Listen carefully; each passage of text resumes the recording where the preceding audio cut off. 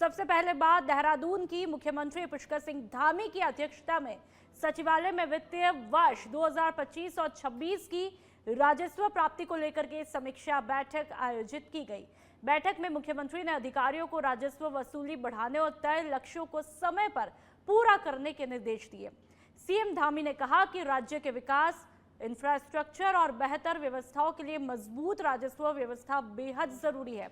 उन्होंने बताया कि राजस्व लक्ष्यों की प्रगति का आकलन किया गया है और राज्य सही दिशा में आगे भी बढ़ रहा है। मुख्यमंत्री ने भरोसा जताया कि बाकी समय में व्यवस्थाओं को और मजबूत करते हुए लक्ष्य हासिल किए जाएंगे। साथ ही राज्य में मौजूद संभावनाओं वाले क्षेत्रों से नए राजस्व स्रोत तलाशने पर भी जोर दिया गया। तो तस्वीरें आप देख सकते हैं उत्तराखंड के सीएम पुष्कर सिंह धामी की, जो राजस्व समीक्षा बैठक लेते हुए दिखाई देते हैं और 2025 और 26 की राजस्व प्राप्ति पर चर्चा करते हैं और लक्ष्य को समय पर पूरा करने के निर्देश यहां पर देते हैं। इस मीटिंग के अंतर्गत तमाम अधिकारी मौजूद रहते हुए दिखाई देते हैं। चूंकि किसी भी राज्य को विकास करना है, राज्य में इंफ्रास्ट्रक्चर विकसित होने हैं, पूंजीगत व्यवस्थाएं बननी हैं, संसाधन अच्छे होने हैं, तो उसके लिए राजस्व की प्राप्ति बहुत ज़रूरी है। इसलिए उसका आकलन किया है कि हम राजस्व प्राप्ति में जो साल भर का हमारा लक्ष्य होता है, अभी तक हम कहाँ पहुँचे हैं। हमने लगभग अपने लक्ष्य के सापेक्ष, जो हमने लक्ष्य लिया था उसके सापेक्ष हम ठीक प्रकार से आगे बढ़ रहे हैं और जो बचा हुआ समय है उसमें और व्यवस्थित करते हुए हम अपने लक्ष्य को प्राप्त करेंगे। राज्य के अंदर जो तमाम योजनाएं हमारी विकास की चल रही हैं, उन योजनाओं को तेज गति प्रदान हो। बहुत सारे ऐसे क्षेत्र हैं जहां हमारी अनेक संभावनाएं हैं, अनेक उनके अंदर पोटेंशियल है, वहां से भी हमको राजस्व प्राप्त हो, उसके लिए नए मार्ग खोजने। और देहरादून से एक और खबर, सर्दियों की दस्तक के साथ ही प्रदेश में पर्यटकों की संख्या में इजाफा होने लगा है। साथ ही स्कूलों में होने वाली छुट्टियां भी भीड़ भाड़ को बढ़ाने का काम करती है, जिसको देखते हुए एसएसपी देहरादून ने शहर के कई इलाकों में धरने, प्रदर्शन, रैलियों को प्रतिबंधित किया है। कहा कि अगर कोई नियमों का उल्लंघन करता है तो फिर उसके खिलाफ बीएनएस की संबंधित धाराओं में मुकदमा दर्ज किया जाएगा। जैसे आगामी शीतकालीन यात्रा और जिस तरह से अभी टूरिस्ट का छुट्टियों में आवागमन रहता है, खासकर मसूरी, धनौल्टी और अन्य जो टूरिस्ट स्पॉट्स हैं, यहाँ पर क्रिसमस ईव और नए साल पर भी काफ़ी सारे टूरिस्ट बाहर से आते हैं। इसको देखते हुए चूँकि शहर में भी प्रायः देखा गया है कि काफ़ी सारे धरना प्रदर्शन, जुलूस निकलते हैं और जिनके द्वारा कुछ के द्वारा इसमें नियमानुसार अनुमति नहीं ली जाती है। उसको देखते हुए प्रशासनिक रूप से जो है बीएनएसएस की सेक्शन में कुछ एरियाज़ को प्रतिबंधित किया गया है और साथ ही साथ उन एरियाज में अगर कोई प्रोसेशन या जुलूस निकालना है तो उसकी नियमानुसार अनुमति प्राप्त कर ली जाए आयोजक द्वारा, और इसके आयोजक द्वारा इसमें कोई अनुमति नहीं ली जाती तो उनको धारा जो है 223 बीएनएस में इसमें बताया गया कि आयोजक के विरुद्ध इसमें मुकदमा दर्ज किया जाए, जिससे कि आम जन को इस तरह की असुविधा ना हो, खासकर जो टूरिस्ट पर्यटक शीतकालीन यात्राओं के लिए आ रहे हैं। और अब बात हरिद्वार की, जहां पर अतिक्रमण मुक्त बनाने के लिए प्रशासन ने सख्त रुख अपनाते हुए बुलडोजर एक्शन तेज किया है। यूपी सिंचाई विभाग की भूमि पर किए गए अवैध कब्जों के खिलाफ आज धामी सरकार का बुलडोजर यहां पर गरजता हुआ दिखाई दिया और पीले पंजे की कार्रवाई की तस्वीरें आप देख लीजिए। शहर से लेकर ग्रामीण इलाकों तक सरकारी और सिंचाई विभाग की जमीन पर हुए अतिक्रमणों को चिन्हित करके लगातार हटाया जा रहा है। लगातार कार्रवाई की तस्वीरें जिलाधिकारी मयूर दीक्षित ने साफ शब्दों में कह डाला है कि हरिद्वार में किसी भी हाल में सरकारी या सिंचाई भूमि पर अतिक्रमण बर्दाश्त नहीं किया जाएगा। कार्रवाई के दौरान कानून व्यवस्था बनाए रखने के लिए भारी पुलिस बल भी यहां पर तैनात रहा। मौके पर उप जिलाधिकारी जितेंद्र कुमार और सिंचाई विभाग के वरिष्ठ अधिकारी मौजूद रहे। प्रशासन ने संकेत दिए हैं कि यह अभियान आगे भी लगातार जारी रहेगा। तो तस्वीरें आप देख सकते हैं, अतिक्रमण को लेकर के यहाँ पर कार्रवाई का पीला पंजा चलता हुआ दिखाई देता है और ये तस्वीरें अपने आप में साफ तौर पर स्पष्ट संदेश है कि गलत बिल्कुल नहीं देखा जाएगा और ऐसे में जो भी अतिक्रमण करेगा उस पर कार्रवाई भी होगी। कार्रवाई की ये तस्वीरें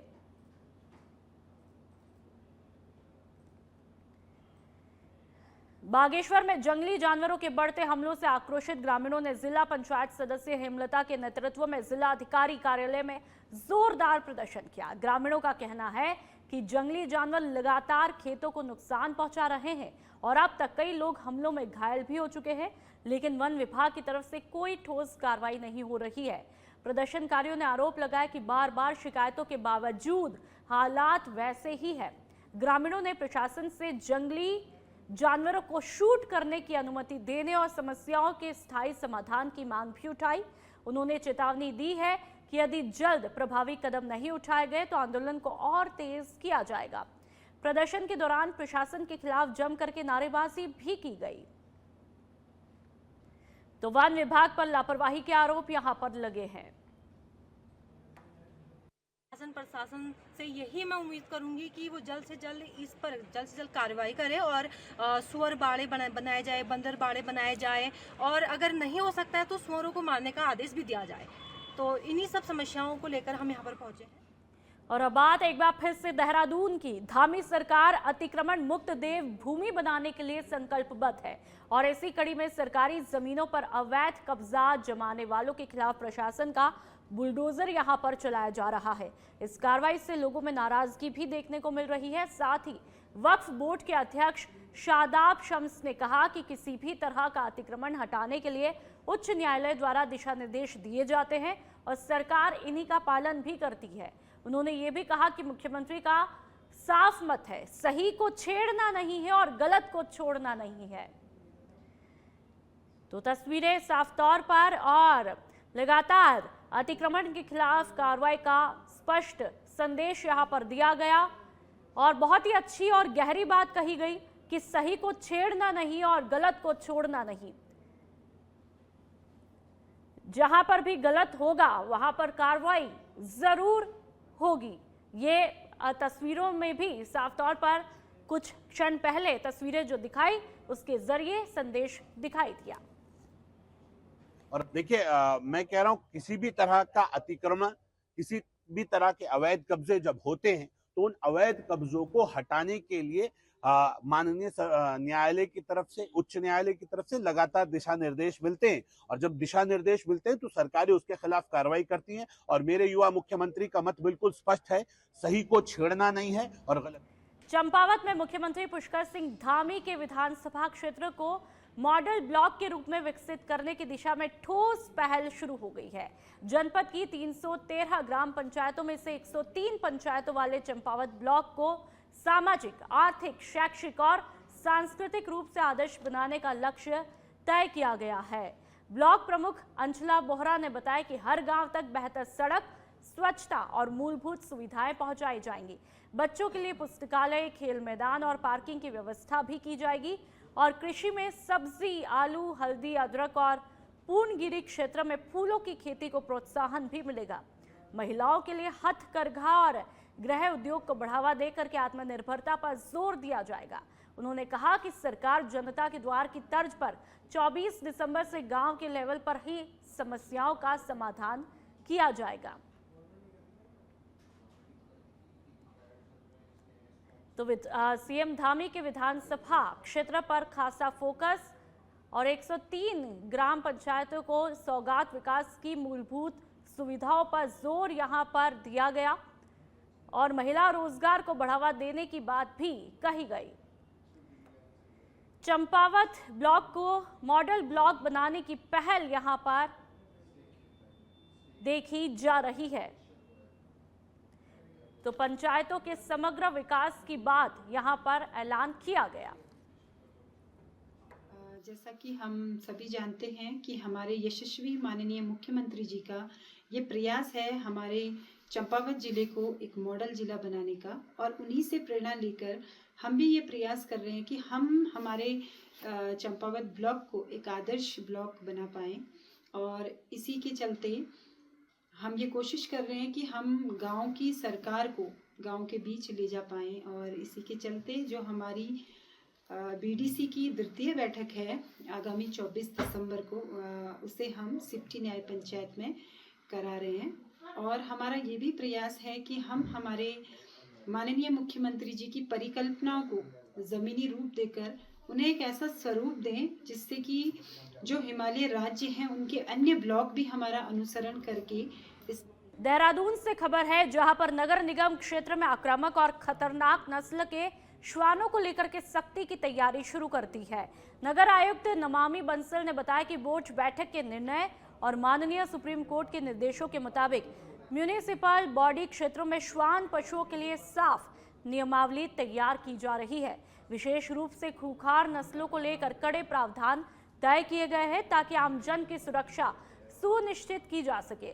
नगर आयुक्त ने कहा कि श्वान पालने वाले पशु स्वामियों के लिए जरूरी सावधानियों को लेकर विस्तृत नियमों को प्रारंभिक अधिसूचना के रूप में जारी किया है, जिस पर आपत्तियां और सुझाव आमंत्रित किए हैं। तय सुरक्षा मानदंडों का उल्लंघन करने पर सख्त से सख्त कार्रवाई की जाएगी। तो उल्लंघन पर सख्त कार्रवाई की चेतावनी यहां पर दी गई है। नगर निगम क्षेत्र में खतरनाक नस्ल के श्वानों पर सख्ती अब बरती जा रही है। एक नियमावली पूरी तरह से तैयार हुई है और खूंखार नस्लों के लिए विशेष प्रावधान किए गए हैं। श्वान पालकों के लिए, जो भी श्वान पालना चाहता है उनके लिए कुछ मापदंड अब तय किए जा रहे हैं। जो बोर्ड बैठक में भी निर्णय हुआ था और माननीय सुप्रीम कोर्ट के द्वारा भी निर्देश दिए गए हैं कि जितने भी म्युनिसिपल बॉडीज में के एरियाज में जितने भी ऐसे आक्रामक जो पशु हैं, श्वान पशु हैं, उनके संबंध में नियमावली तय हो और नियमावली में फेरोशियस ब्रीड्स को लेकर के विशेष प्रावधान हो। जितने भी ऐसे पशु स्वामी हैं जिनके द्वारा श्वान पशुओं को डोमेस्टिकेट किया जाता है, पाला जाता है, उनके द्वारा जो समस्त सावधानियां बरती जानी है उनके विषय में विस्तृत नियमावली नोटिफाई की गई है। प्रिलिमिनरी नोटिफिकेशन है ये, इसमें जो भी ऑब्जेक्शंस और सजेशंस होंगे उनके लिए समय दिया गया है और प्रयास ये किया गया है कि प्रॉपर जितने भी सावधानियां बरती जानी है, जो ड्यूली सेफ्टी नॉर्म्स फॉलो किए जाने हैं, उन सभी के उल्लंघन के केस में सख्त से सख्त इसमें। रुड़की में गांधी वाटिका में महात्मा गांधी की प्रतिमा के पास में महानगर कांग्रेस कमेटी ने मनरेगा योजना का नाम बदलने के विरोध में धरना और मौन धारण किया। जिला अध्यक्ष चौधरी राजेंद्र सिंह के नेतृत्व में कार्यकर्ताओं ने केंद्र सरकार के खिलाफ जम करके नारेबाजी की। चौधरी राजेंद्र सिंह का कहना है कि गांधी एक विचारधारा है और उनके नाम पर योजना चलाना गर्व की बात है, लेकिन नाम बदलना महात्मा गांधी का अपमान है। उन्होंने चेतावनी दी है कि यदि सरकार ने इस फैसले पर पुनर्विचार नहीं किया तो विरोध और तेज किया जाएगा। तो वही मौके पर बड़ी संख्या में कांग्रेसी नेता और कार्यकर्ता मौजूद रहे और उन्होंने गांधी जी के आदर्शों का सम्मान बनाए रखने का संकल्प भी जताया। कल केंद्र सरकार ने जो मनरेगा योजना, जो जिसमें महात्मा गांधी को समर्पित योजना थी, उसका इन्होंने नाम बदल दिया विकसित भारत योजना, जबकि प्रधानमंत्री स्वयं ये कहते हैं कि हम 2047 में विकसित भारत होगा। जब विकसित भारत है नहीं तो योजना का नाम क्यों रख रहे? पहली बात। दूसरी बात यह है कि आपने इतने सालों में, 11 सालों में, सिवाय नाम बदलने के, नाम रखने के, नाम छांटने के, आपने किया क्या है? अरे आप इस छोटी राजनीति से, इस ओछी राजनीति से राष्ट्रपिता को तो दूर रखिए। महात्मा गांधी एक ऐसा नाम है जिसे पूरी दुनिया में पूजा जाता है। वो एक फिलॉसफी थी, एक सोच थी। उन्होंने एक नया आदर्श दिया पूरी दुनिया को, अहिंसा का। आज इस दुनिया को अहिंसा की जरूरत है, चारों तरफ हिंसा का माहौल है। ऐसे में इस योजना का नाम बदलना गलत है। ये महात्मा गांधी। उत्तराखंड की सियासत में एक बार फिर सोशल मीडिया और एआई तकनीक से जुड़ा विवाद चर्चा में है। भारतीय जनता पार्टी द्वारा जारी एक एआई वीडियो ने राजनीतिक हलकों में हलचल मचा दी है। इस वीडियो में पूर्व मुख्यमंत्री हरीश रावत की तस्वीर के साथ ही विशेष ऑडियो का इस्तेमाल किया गया है, जिसे बीजेपी कांग्रेस की कथित तुष्टीकरण राजनीति का उदाहरण बता रही है। बीजेपी का कहना है कि इस वीडियो के जरिए कांग्रेस की वोट बैंक राजनीति को उजागर किया है, तो वही कांग्रेस ने इस पूरे मामले को समाज को बांटने की साजिश करार दिया है। पूर्व मुख्यमंत्री हरीश रावत ने बीजेपी पर पलटवार करते हुए कहा कि ऐसे वीडियो सामाजिक सद्भावना को नुकसान पहुंचाने का प्रयास है। कुल मिलाकर एआई से तैयार ये वीडियो अब उत्तराखंड की राजनीति में नया सियासी विवाद बन चुका है। तो आई वीडियो को लेकर के उत्तराखंड की राजनीति में सियासी घमासान मचा हुआ है। उत्तराखंड के उधमनगर में बढ़ते स्मैक कारोबार पर सख्त कार्रवाई की मांग लगातार बढ़ती जा रही है। दरअसल उत्तराखंड के उधम सिंह नगर में स्मैक और अन्य नशीले पदार्थों की तस्करी और बिक्री तेजी से बढ़ती जा रही है, जिससे इलाके की युवा पीढ़ी बुरी तरह से प्रभावित हो रही है। नशे की लत के चलते चोरी, लूट, मारपीट और गंभीर अपराधों में लगातार इजाफा वहां पर देखा जा रहा है, जिससे सामाजिक माहौल बिगड़ा है और आम नागरिकों में भय का वातावरण भी है। इस गंभीर हालत को देखते हुए वहां के विधायक भुवन चंद्र कापड़ी ने खटीमा में नशे के कारोबार के विरुद्ध विशेष अभियान चलाकर तस्करों और विक्रेताओं पर कठोरतम कानूनी कार्रवाई की मांग की है और उन्होंने नशे के हॉट स्पॉट पर नियमित गश्त, सघन चेकिंग और नशा कारोबार को संरक्षण देने वालों की गहन जांच पर जोर दिया। चारों ओर क्षेत्र में नशा बिक रहा है, खासकर स्मैक का नशा। स्मैक का नशा एक पीढ़ी को बर्बाद कर रहा है और साथ ही वो युवा स्मैक के नशे का आदी हो जा रहा है, तो वो अपराध की तरफ बढ़ रहा है। वो अपने नशे को पूरा करने के लिए चोरी, डकैती, फिरौती, लूट और हत्या जैसी घटनाओं में संलिप्त हो रहा है। इसलिए हमने पुलिस प्रशासन को आज सभी जगह पर खटीमा विधानसभा के 6 थाने चौकी मिलाकर 6 जगहों पर हम लोगों ने, कांग्रेस के लोगों ने ज्ञापन दिया है। हमारी पुलिस से यही मांग है कि स्मैक के नशे को सख्ती से बंद किया जाए।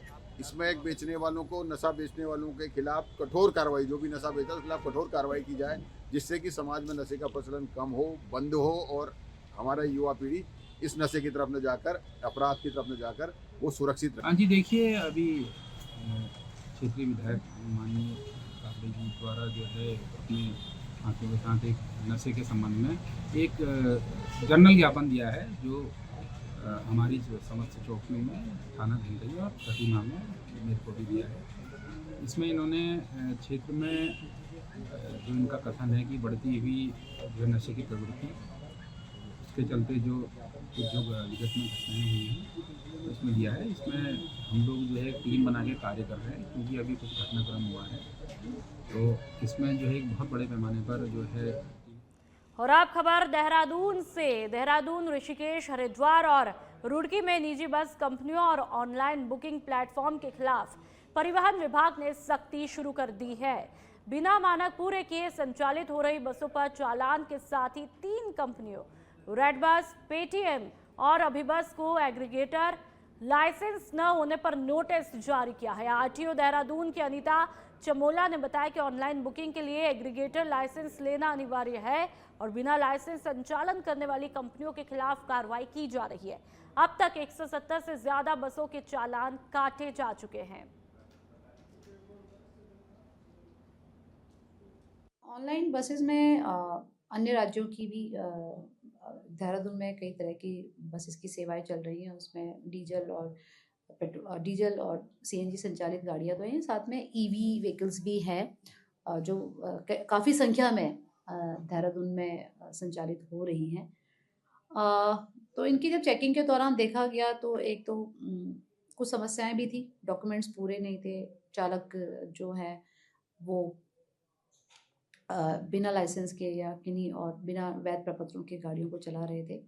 साथ ही व्हीकल का टेक्निकल मुआयना भी हमने अपने टेक्निकल अधिकारी के द्वारा किया है। जो हमारे एनफोर्समेंट ऑफिसर हैं वो भी चेकिंग के दौरान वाहन को अंदर से जाकर भी देख रहे हैं, तो उसमें भी कुछ कमियां पाई गई हैं। एक आधा मतलब 2-3 गाड़ियों में इमरजेंसी डोर जो था वो प्रॉपरली खुल नहीं रहा था।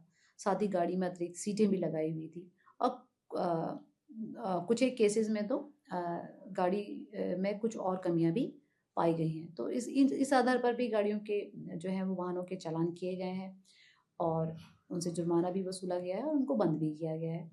साथ ही ऑनलाइन प्लेटफॉर्म के माध्यम से ये गाड़ियां बुक होती हैं और ऑनलाइन प्लेटफॉर्म से किसी भी वाहन को बुक करने के लिए उत्तराखंड में एग्रीगेटर लाइसेंस प्राप्त करना अनिवार्य है, तो जो कि इनके द्वारा नहीं किया जा रहा है।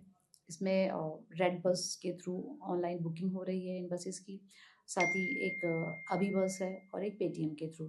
तो उन संबंधित कंपनीज को भी नोटिस इशू किए जा रहे हैं और इन वाहनों के इस एग्रीगेटर लाइसेंस के बिना ही संचालित होंगे। चंपावत के बाराकोट ब्लॉक क्षेत्र में गुरुवार शाम एक भीषण सड़क हादसा हुआ। बाराकोट से तल्ला बापरू की तरफ जा रही Alto car Pithoragarh link road पर केलाड़ी विद्युत पावर हाउस के पास में मोड़ पर अनियंत्रित होकर लगभग 100 मीटर गहरी खाई में जा गिरी। हादसे में कार चालक अमित शर्मा और विक्रम सिंह दोनों निवासी तल्ला बापरू गंभीर रूप से घायल हुए। सूचना मिलते ही जिला पंचायत सदस्य योगेश जोशी योगी के नेतृत्व में स्थानीय युवाओं ने अंधेरे और दुर्गम हालत में रेस्क्यू करके घायलों को बाहर निकाला। 108 एम्बुलेंस समय पर नहीं पहुंचने पर घायलों को पुलिस वाहन से लोहाघाट अस्पताल ले जाया गया, जहां पर डॉक्टरों के मुताबिक अमित शर्मा के सिर में गंभीर चोट आई है, जिन्हें चंपावत से हल्द्वानी रेफर किया है, जबकि विक्रम सिंह की हालत फिलहाल स्थिर है। घटना के बाद इलाके में सड़क सुरक्षा और आपातकालीन सेवाओं की कार्य प्रणाली पर सवाल खड़े हुए हैं।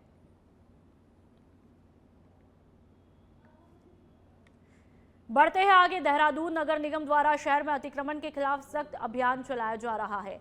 नगर निगम आयुक्त नमामि बंसल के निर्देशों के अनुपालन में भूमि अनुभाग की अलग अलग टीमें गठित करके नगर निगम क्षेत्र में फुटपाथों पर रखे अवैध बोर्ड, ठेलियों और होर्डिंग को हटाने की कार्रवाई की जा रही है।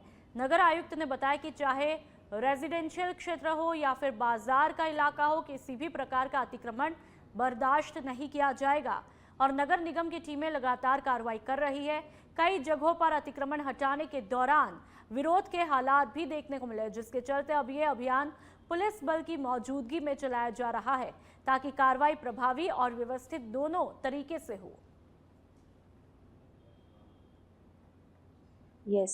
जो अतिक्रमण देखा जाता है स्पेशली रेजिडेंशियल और इनर स्ट्रीट्स में, जो कि स्ट्रीट्स नैरो भी हैं, वहाँ पर अक्सर या तो नाली होती नहीं है या नाली है तो उसमें कोई रैंप या कोई स्लैब टाइप का बना करके उसको बाधित कर दिया जाता है। इस प्रकार के भी सभी अतिक्रमण को लेकर के समय समय पर नगर निगम की टीम जब जाती रही है, विरोध का भी कई बार सामना करना पड़ता है। इसीलिए मैं पुलिस बल अब इस कार्रवाई को किया जा रहा है और नगर निगम की टीम और पुलिस टीम के साथ में संयुक्त रूप से अतिक्रमण के विरुद्ध लगातार अब कार्रवाई और